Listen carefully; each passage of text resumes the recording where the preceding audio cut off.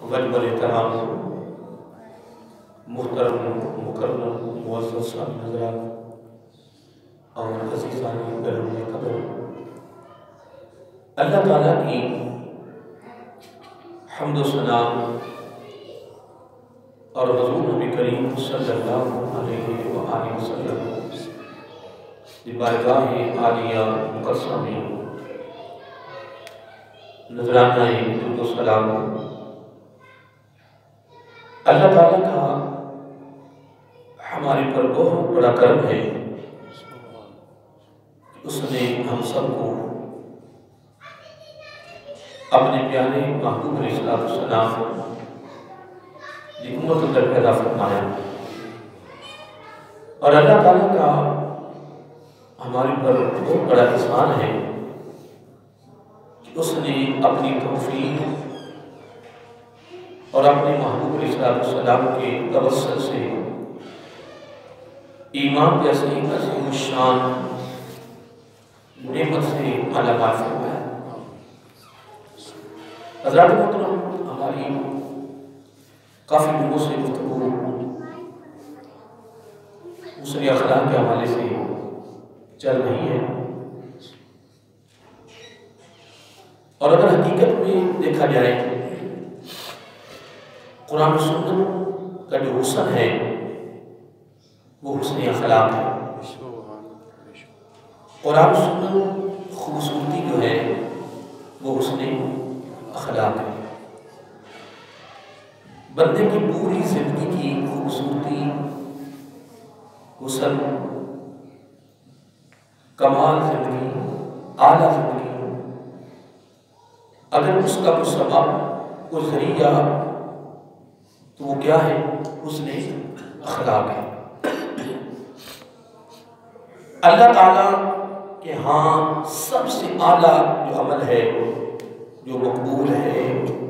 جو فضیلت کا حامل ہے، وہ حسن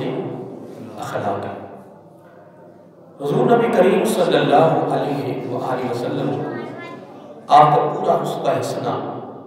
آپ کی پوری سیرت اور آپ کا پورا کردار، آپ کی پوری جو زندگی ہے، اس کا جو نچوڑ ہے، جو ارک ہے، وہ حسن اخلاق ہے۔ کیا ہے؟ حسن اخلاق ہے۔ اگر کوئی بندہ یہ چاہتا ہے کہ میں اللہ تعالیٰ کے دربار میں فضیلت کا حامل ہو جاؤں، اللہ تعالیٰ کی بارگاہ میں محبوب بن جاؤں، اللہ تعالیٰ کی بارگاہ میں مقبول ہو جاؤں، تو اس کے لیے بہترین جو عمل ہے، جو فعل ہے، جو کام ہے، وہ حسن اخلاق ہے۔ حسن اخلاق ایک ایسا عمل ہے جس کی وجہ سے لوگوں نے اعلیٰ سے اعلیٰ مقام حاصل کیا۔ جو کام نہیں ہو سکتا، نہیں ہونے والا، وہ حسن اخلاق کی برکت سے ہو جاتا ہے، جس کو ہم اپنی بولی میں یوں کہہ لیں، اپنی بولی میں یوں کہہ لیں، جس طرح ہم آپس میں ایک ہمارا تقیہ کلام ہوتا ہے کہ یار جو کام تشدد سے، غصے سے، لڑائی جھگڑے سے جنہیں حل نہیں ہوتا، وہ پیار سے حل ہوتا ہے۔ اور اکثر تعلیم بھی یہی ہے، کیا؟ تعلیم بھی یہی ہے کہ اگر تم یہ چاہتے ہو کہ ہمارا ماحول، ہماری فضا، ہمارے علاقے کی فضا، ہمارے علاقے کا ماحول، دوستانہ ماحول، رشتہ داری ماحول، محلے داری ماحول، اگر وہ چاہتا ہے کہ وہ خوبصورت ہو جائے تو وہ حسن اخلاق ہے۔ حسن اخلاق کے بغیر کبھی بھی انسان زندگی میں کامیاب نہ ہوا تھا، نہ ہو رہا ہے اور نہ ہوگا، یہ ذہن میں رکھنا۔ اور بندہ دنیا میں بھی کامیاب ہے تو حسن اخلاق کی بنا پہ ہے۔ بندے کے دلوں میں اگر کوئی بستا ہے، لوگوں کے دلوں میں کوئی گھر بناتا ہے،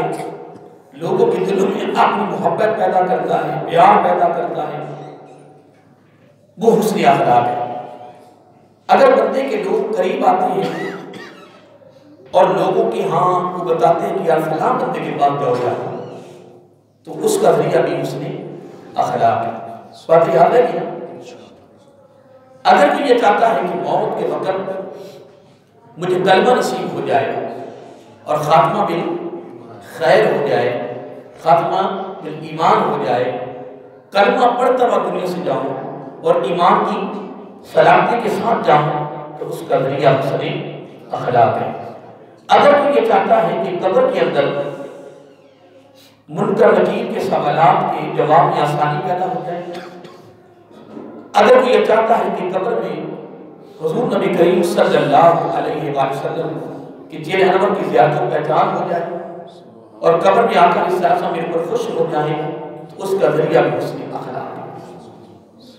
اگر کوئی یہ بندہ چاہتا ہے کہ قیامت کے دن اللہ تعالیٰ کے دربار میں مسرور ہو جاؤں، اللہ تعالیٰ کے دربار میں میں کامیاب ہو جاؤں، میزان پر میں کامیاب ہو جاؤں، پل صراط میں میں ثابت قدم رہوں اور بجلی کی طرح میں پل صراط سے گزر جاؤں، دوزخ سے بچ کر جنت کا مستحق ہو جاؤں، اس کے لیے بہترین ذریعہ جو ہے وہ حسن اخلاق ہے۔ کیا ہے؟ حسن اخلاق کے بغیر گزارا نہیں ہے۔ حسن اخلاق ایک ایسی دولت ہے کہ جو بندے کو عروج عطا فرماتی ہے، بندے کو عروج، بلندی، عزت، وقار، اس کے بغیر کبھی بھی انسان کامیاب نہ ہوا ہے نہ ہو سکتا ہے۔ آقا علیہ السلام نے محمدی یونیورسٹی میں اپنی صحبت عظیمہ میں اپنی نگاہ نبوت کی خوبصورت یعنی محبت میں جب غلاموں کو تیار کیا ہے، ان کی بنیاد رکھی ہے، ان کی زندگی کو خوبصورت بنایا ہے، تو اس کا ذریعہ بھی حسن اخلاق ہے۔ پوری دنیا میں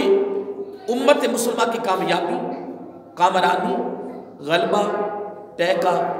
دبدبا، روب، وہ صرف اور صرف حسن اخلاق۔ ام المومنین حضرت عائشہ الصدیقہ رضی اللہ تعالی عنہا فرماتی ہیں کہ میرے آقا علیہ السلام نے طاقت کے بل بوتے پہ غلبہ نہیں پایا، تلوار کے بل بوتے پہ، لڑائی کے بل بوتے پہ، ہاں وہ جو غزوات ہوئے ہیں وہ ایک نظام چلنا تھا نا، وہ چلنا تھا، چلتا رہا، لیکن آقا علیہ السلام نے اگر کسی کو خریدا کیا ہے، اپنے قریب کیا ہے، اپنا عاشق بنایا ہے، اپنا طالب بنایا ہے، اپنا محب بنایا ہے، اپنے گیت گانے والا بنایا ہے، تو وہ چہرے کی مسکراہٹ نے بنایا ہے، وہ چہرے کا تبسم نے کیا ہے، وہ حسن اخلاق ہے، وہ حسن اخلاق ہے۔ حسن اخلاق کے بغیر کبھی انسان کسی میدان میں کامیابی حاصل نہیں کر سکتا۔ اور میں نے یہ ابتدا میں جملہ کہہ دیا ہے کہ قرآن و سنت کی تعلیمات، قرآن و سنت کا جو علم ہے، اس کا جو حسن ہے، اس کی جو خوبصورتی ہے، وہ حسن اخلاق ہے۔ انسان کی پوری زندگی کا جو حسن ہے وہ حسن اخلاق ہے۔